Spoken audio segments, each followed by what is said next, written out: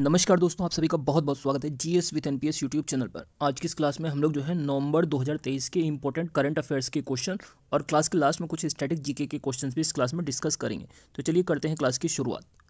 देखिए, सबसे पहला क्वेश्चन है हमारे सामने, दुनिया का पहला 3D मुद्रित मंदिर, इसका उद्घाटन कहाँ पर किया गया है? तो ये इसका उद्घाटन हुआ है बुरुगुपल्ली, तेलंगाना के अंदर। बुरुगुपल्ली, तेलंगाना में दुनिया का पहला जो है 3D मंदिर का उद्घाटन हुआ है।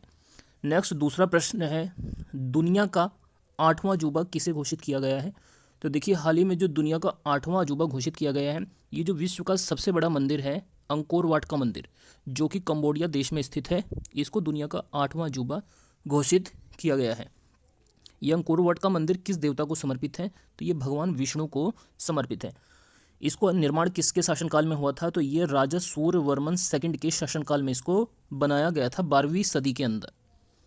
चलिए तीसरा प्रश्न देखते हैं, डेविस कप 2023 इसको किस देश ने जीत लिया है? तो देखिए, जो डेविस कप 2023 है, जो कि एक टेनिस टूर्नामेंट होता है, इसको इटली देश ने जीता है ऑस्ट्रेलिया को हराकर इटली देश ने डेविस कप 2023 को जीत लिया है, जो कि एक टेनिस की प्रतियोगिता है। चलिए चौथा प्रश्न देखते हैं, भारत का सबसे बड़ा टाइगर रिजर्व हाल ही में किसे घोषित किया गया है? तो देखिए, जो भारत का सबसे बड़ा टाइगर रिजर्व बना है, ये बना है दमोह मध्य प्रदेश का जो टाइगर रिजर्व है, इसको जो है इंडिया का जो है सबसे बड़ा टाइगर रिजर्व घोषित किया गया है। आपसे अगर पूछा जाए कि बाघ दिवस कब मनाते हैं, तो आपको याद रखना है 29 जुलाई को जो है बाघ दिवस भारत में मनाया जाता है।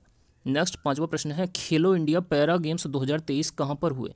तो देखिए, जो खेलो इंडिया पैरा गेम्स हैं 2023, इनका आयोजन किया गया भारत की राजधानी नई दिल्ली के अंदर, और इसका जो शुभंकर था, मैस्कोट था, वो था उज्ज्वला। ये भी आपसे पेपर में पूछा जा सकता है। अगर आपसे पूछा जाए दिल्ली भारत की राजधानी कब बनी थी? 1912 में। चलिए छठा प्रश्न देखते हैं, बुकर पुरस्कार 2023 को किसने जीता है? तो देखिए, काफ़ी प्रतिष्ठित पुरस्कार है बुकर पुरस्कार, और इसको जीत लिया है पॉल लिंच ने 2023 का बुकर पुरस्कार। और ये किस देश से संबंधित है? आयरलैंड देश से संबंधित है। इनको इनकी किस उपन्यास के लिए ये दिया गया है पुरस्कार? तो इनके उपन्यास का नाम है प्रॉफिट सॉन्ग, और ये बुकर पुरस्कार साहित्य के क्षेत्र में दिया जाने वाला एक प्रमुख पुरस्कार होता है। लिटरेचर के फील्ड में ये पुरस्कार दिया जाता है।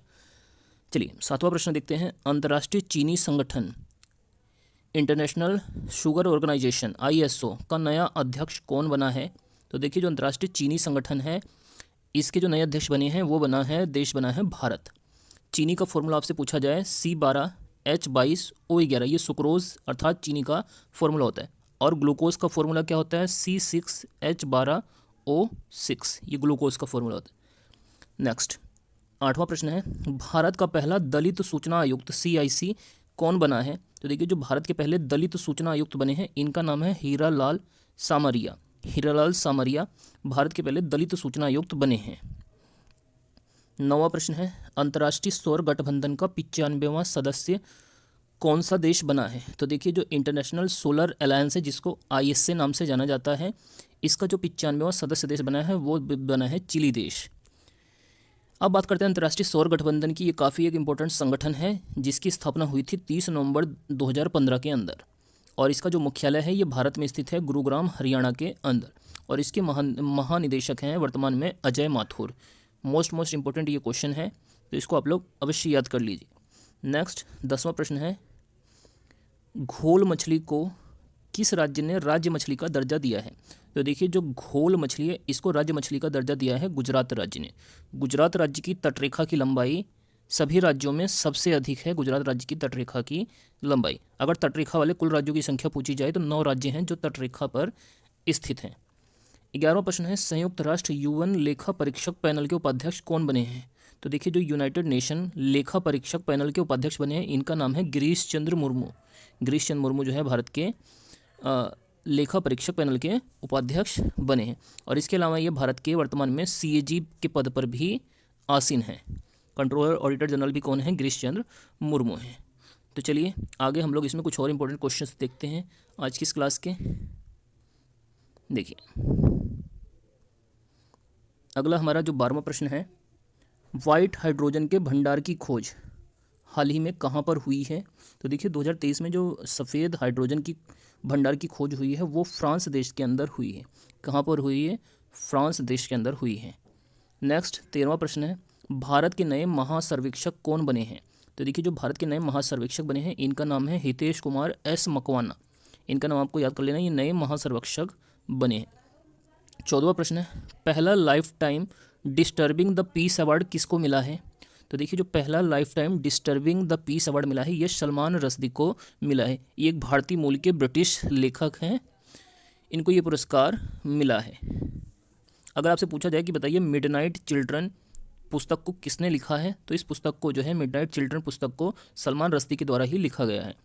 Next, Billie Jean King cup 2023 इसको किसने जीत लिया है? तो ये कनाडा देश ने जीता है। कनाडा देश ने क्या जीता है? बिली जीन किंग कप, और ये एक महिला टेनिस की जो है प्रतियोगिता होती है, इसको कनाडा देश ने जीत लिया है।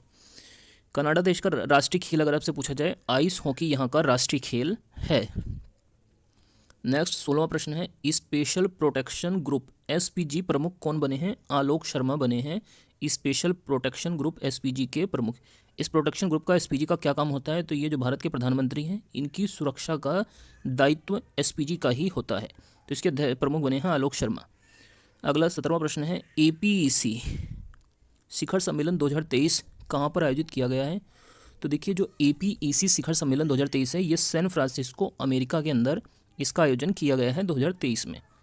अगला प्रश्न है 18वां, एआई सुपर क्लाउड लॉन्च किस कंपनी के द्वारा किया गया है?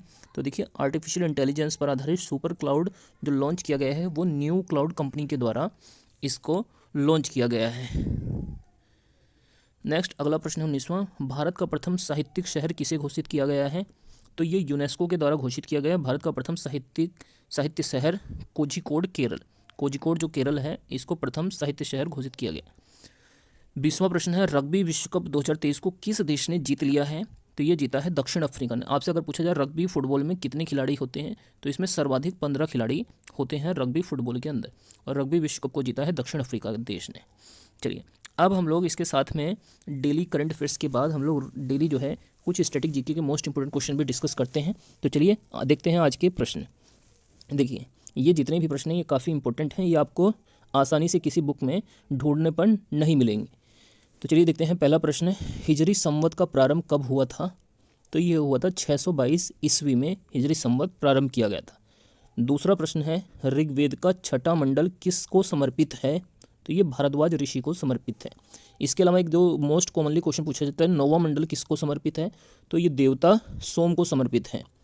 और इसका तीसरा मंडल, इसमें जो है गायत्री मंत्र का उल्लेख है ऋग्वेद के तीसरे मंडल में। अगला तीसरा प्रश्न है, विधवा पुनर्विवाह अधिनियम कब पारित किया गया था? किसके समय में पारित हुआ था जो विधवा पुनर्विवाह अधिनियम है? तो ये लॉर्ड कैनिंग के समय में इसको पारित किया गया था। अगला चौथा प्रश्न है, कलिंग विजय का उल्लेख अशोक के किस शिलालेख में देखने को मिलता है? तो ये जो 13वां शिलालेख है अशोक का, उसमें कलिंग विजय का उल्लेख देखने को मिलता है। और ये कलिंग का युद्ध कब लड़ा गया था? 261 ईसा पूर्व में कलिंग का युद्ध हुआ था। अगला, मनुष्य एक सामाजिक प्राणी है, ये कथन किसका है? तो ये अरस्तु के द्वारा ये कथन दिया गया था। अरस्तु को जीव विज्ञान का पिता भी कहा जाता है। अगला प्रश्न है छठा, किडनी की पथरी को और किस नाम से जाना जाता है, या किडनी की पथरी का कारण क्या है? तो ये कैल्शियम ऑक्सलेट के कारण किडनी की जो पथरी होती है वो बनती है।